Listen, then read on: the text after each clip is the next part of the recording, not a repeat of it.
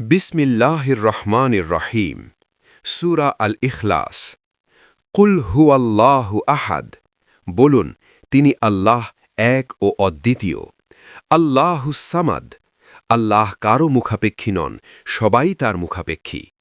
লাম ইয়ালিদ ওয়ালাম ইউলাদ, তিনি কাউকে জন্ম দেননি এবং তাকেও জন্ম দেওয়া হয়নি।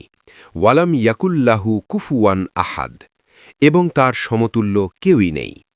শানে নুজুল, এই সূরাটি মক্কায় নাজিল হয়েছে। মক্কার মুশরিকরা রাসূলুল্লাহ সাল্লাল্লাহু আলাইহি ওয়াসাল্লামকে আল্লাহ বংশপরিচয় সম্পর্কে প্রশ্ন করেছিল। তারা জিজ্ঞেস করেছিল, হে মুহাম্মদ, তোমার রবের পরিচয় দাও, তিনি কিসের তৈরি, সোনা, রূপা নাকি অন্য কিছুর? তার বংশধারা কি? তাদের এই অজ্ঞতাসূচক প্রশ্নের জবাবে আল্লাহ তাআলা এই সূরাটি নাজিল করেন। এখানে স্পষ্ট করে দেয়া হয়েছে যে আল্লাহ কোনো সৃষ্টির মতো নন, তার কোনো আদি বা অন্ত নেই এবং তিনি কারও মুখাপেক্ষী নন। একটি শিক্ষণীয় ঘটনা, কোরআনের 1/3 সওয়াব। সূরা আল ইখলাসের ফাজিলত সম্পর্কে রাসূলুল্লাহ সাল্লাল্লাহু আলাইহি ওয়াসাল্লামের অনেক হাদিস রয়েছে। এর মধ্যে একটি ঘটনা অত্যন্ত প্রসিদ্ধ। ঘটনা সংক্ষেপ। একদা রাসূলুল্লাহ সাল্লাল্লাহু আলাইহি ওয়াসাল্লাম সাহাবীদের বললেন, তোমাদের কেউ কি এক রাতে কোরআনের 1/3 অর্থাৎ 1/3 পড়তে পারবে? সাহাবীদের কাছে এটি বেশ কঠিন মনে হল। তারা বললেন, হে আল্লাহর রাসূল, আমাদের মধ্যে কার সেই শক্তি আছে?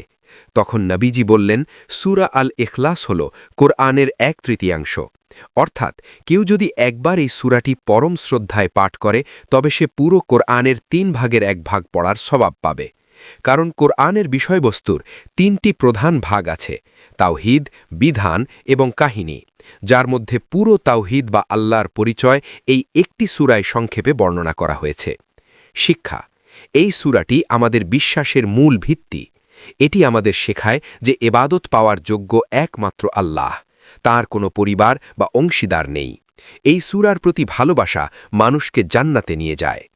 এরপর 113তম সূরা আল ফালাকে যাবতীয় অনিষ্ট ও হিংসা থেকে আল্লাহর আশ্রয় চাওয়ার দোয়া শেখানো হয়েছে। আপনি কি সেই সূরাটি সম্পর্কে জানতে চান?